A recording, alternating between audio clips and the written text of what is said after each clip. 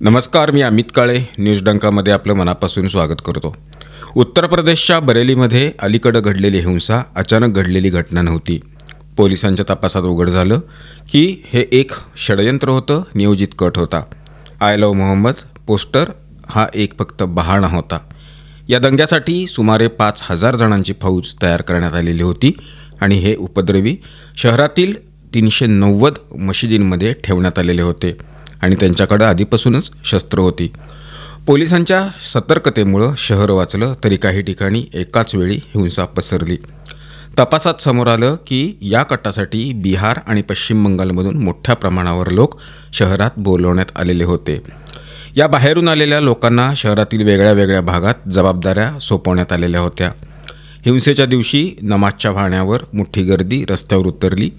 गर्दीनं पोलिसांवर दगडफेक केली आणि पेट्रोल बॉम्बनं हल्ला केला. मीडियाकर्मी देखील त्यांच्या निशाण्यावर आले. एका पत्रकाराची बाईक तोडण्यात आली. पोलिसांच्या म्हणण्यानुसार हा दंगा जाणून बुजून केला गेला. त्याचा उद्देश सरकारला बदनाम करणं हा होता. या संपूर्ण कटाचा मास्टरमाइंड मौलाना तौकीर रजा हा आहे.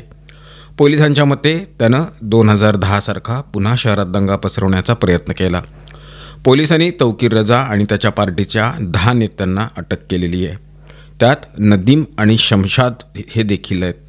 आत्तापर्यंत हिंसेमध्ये सामील 73 लोकांना अटक झाली आणि 10 खटले नोंदवले गेलेले आहेत. यापैकी 7 खटल्यांमध्ये तौकीर रजा याचं नाव आहे. हे प्रकरण उघड झाल्यानंतर प्रशासनानं कठोर कारवाई सुरू केलेली आहे. आत्तापर्यंत सुमारे 150 कोटींची संपत्ती ओळखण्यात आली आहे. ही संपत्ती तौकीर रजा यांच्या नातेवाईक आणि समर्थकांची असल्याचं सांगितलं जात आहे.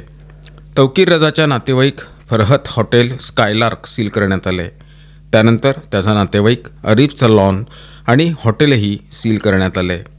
अलीकडंच 30 सप्टेंबर रोजी हाजी शराफत खानच्या हमसफर मॅरेज लॉनला देखील सील करण्यात आलं.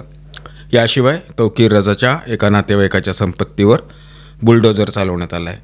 समाजवादी पक्षाच्या एका नेत्याच्या संपत्तीकडे देखील पोलिसांचं लक्ष आहे. त्यांच्यावरही कारवाई होती आहे. मित्रांनो, या व्हिडिओच्या माध्यमातून देशभरात घडलेल्या काही महत्त्वाच्या घडामोडींचा आढावा आपण घेत असतो. विशेष म्हणजे या बातम्या आपल्याला मेनस्ट्रीम मीडियामध्ये दिसणार नाहीत किंवा त्या दाखवल्या जात नाहीत. अशा बातम्यांचा परामर्श या व्हिडिओच्या माध्यमातून घेण्यात येतो. आपण नेहमी बघतो की मेनस्ट्रीम मीडियामध्ये एखादी बातमी दाखवली जाते आणि दिवसभर त्याच बातमीचं दळलं जातं. त्यामुळे देशभरात आणि देशाबाहेर घडणाऱ्या अनेक बातम्या दुर्लक्षित होतात. त्याकडे लक्षच जात नाही किंवा जाणून बुजून त्या दुर्लक्षित केल्या जातात. न्यूज डंका अशा बातम्या, विशेष घडामोडी, बातमीमागची बातमी सांगणारा हा उपक्रम घेऊन आलेला आहे. उत्तर प्रदेशच्या लखनौ येथून पकडलेल्या मलखान उर्फ मैथूनं आत्तापर्यंत 1,000 हिंदूंना ख्रिश्चन धर्मात रूपांतरित केल्याचा आरोप आहे. तो शेतात एका हॉलमध्ये चर्च तयार करून चंगाई सभा आयोजित करत होता, जिथं मागील 2 वर्षापासून दलित समाजातील लोकांचं ब्रेनवॉश केलं जात होतं. ब्रेनवॉश झालेल्या दलित महिलांनी सिंदूर आणि बिंदी लावणं बंद केलं. त्यांचं धर्मांतरण झालं. एक फोटोही समोर आलेला आहे, ज्यात काही महिला प्रार्थना गाताना दिसत आहेत. पोलिसांच्या म्हणण्यानुसार मलखाम आपल्या गिरोहासोबत धर्मांतरणाचं रॅकेट चालवत होता. शेतात तयार केलेल्या चर्चमध्ये दर रविवार आणि गुरुवारी चंगाई सभा आयोजित केली जात होती. इथं ख्रिश्चन धर्माची प्रार्थना सभा पार पडत असे. सभेत येणाऱ्या लोकांसाठी जेवणाचं आणि पिण्याच्या पाण्याचं आयोजन केलं जात होतं. यासाठी रोज 5 ते 6 हजार रुपये खर्च व्हायचे. गावकऱ्यांना आधीपासूनच संशय होता की या चर्चमध्ये काहीतरी गडबड आहे. जेव्हा गावकऱ्यांनी चर्चच्या आत नजर टाकली तेव्हा मलखान संस्कृत भाषेत बोलू लागला. त्यामुळं त्याचा ख्रिश्चन धर्माचा प्रचार करीत असल्याचा संशय नसावा असं लोकांना वाटलं. गावकऱ्यांचं असं देखील म्हणणं आहे की ज्या जमिनीवर चर्च तयार करण्यात आलेलं होतं त्या जमिनीचा मालक कोण आहे हे उघड होणं गरजेचं आहे. पोलीस आरोपीच्या सहकाऱ्यांचाही शोध घेत आहेत. पोलिसांनी मलखानला अटक केलेली आहे. त्याच्याकडून बायबल आणि प्रचाराशी संबंधित अनेक साहित्य जप्त करण्यात आलं आहे.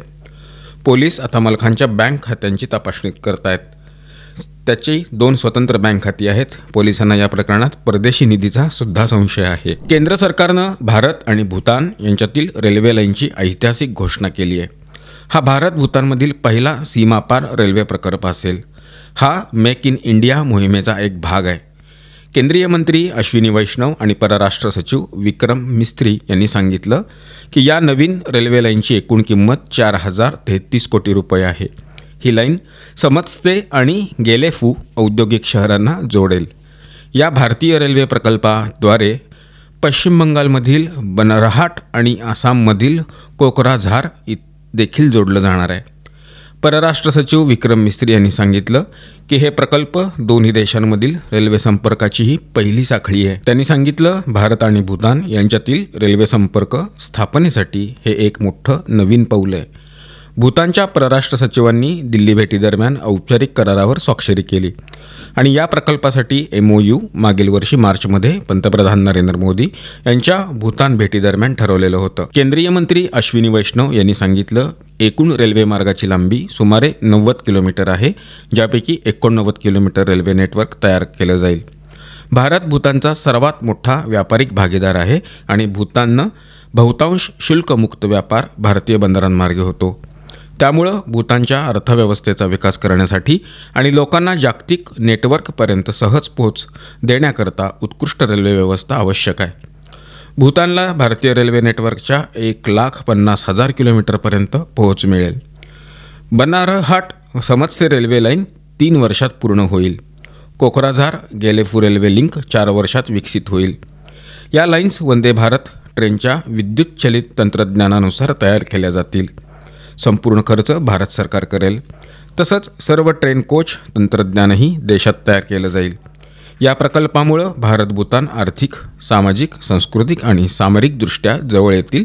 तसंच भारताला क्षेत्रीय नेतृत्व आणि सामरिक सामर्थ्य वाढवण्यास मदत देखील होईल. मध्य प्रदेशच्या उज्जैन जिल्ह्यातील बडनगर तालुक्यात एका हिंदू महिलेशी संबंधित घटनेनंतर खळबळ उडालेली आहे. महिलेला कथितपणे फाशी लावून आत्महत्या केल्याचं सांगितलं जाते. मात्र तिच्या कुटुंबानं हा प्रकार म्हणजे हत्या असल्याचा दावा केला आहे. त्यांनी आरोप लावला की एका मुस्लिम युवकानं, त्याचं नाव आहे मोनू खान, यानं तिला लव जिहादच्या जाळ्यात अडकवलं आणि त्राससुद्धा दिला. पोलिसांनी या प्रकरणी केस नोंदवलेली आहे आणि मोनू खान, सोनू खान, गुड्डू खान, शहनाज बी आणि तबस्सुम खान यांना आरोपी बनवलेलं आहे. हिंदुत्ववादी संघटनांच्या विरोध प्रदर्शनाच्या दरम्यान प्रशासनानं मुख्य आरोपी मोनू खानच्या अवैध घरावर बुलडोजर चालवलं आहे. हे प्रकरण लव जिहाद आणि धार्मिक स्वातंत्र्य कायद्याच्या कलमांतर्गत नोंदवलं गेलं आहे. बडनगरची राहणारी शैलू 4 वर्षापूर्वी हिंदू रीतिरिवाजानुसार तिचं लग्न झालेलं होतं. गुलाबपुरा गावाचा रहिवासी मोनू खान तिला भेटायला येत असे. मोनूनं सुरुवातीला शैलूला आपली बहीण मानलं. सुमारे 2 वर्षापूर्वी मोनूनं शैलूला फसवून तिच्याशी निकाह केला. लग्नानंतर त्यानं तिचं नाव शैलीवरून समीरा असं बदललं. दोघे जोधपूरमध्ये राहू लागले आणि काही महिन्यापूर्वी ते बडनगर येथे आले. शैलू उर्फ समीरा सतत तिच्या कुटुंबियांशी संपर्कात होती. शैलू आपल्या कुटुंबियांना सांगत असे की मोनू तिला मारहाण करतो, तिला मुस्लिम रीतिरिवाजानुसार राहायला भाग पाडतो. मृतकाच्या भावानं सांगितलं की शैलू बुरखामध्ये राहायची आणि तिला बुरखा न घालता बाहेर जाण्याची आणि मंदिरात जाण्याची परवानगी नव्हती. मित्रांनो, या व्हिडिओच्या माध्यमातून मांडण्यात आलेले विषय आपल्याला कसे वाटले, याबद्दलची आपली मतं काय आहेत, आपल्या प्रतिक्रिया काय आहेत, त्या कमेंट बॉक्समध्ये नोंदवून जरूर कळवा. व्हिडिओ आवडला असल्यास तो लाईक करा, जास्तीत जास्त लोकांच्यापर्यंत पोहोचवा आणि आमचं चॅनल आठवणीनं सबस्क्राईब करायला विसरू नका. धन्यवाद आणि नमस्कार.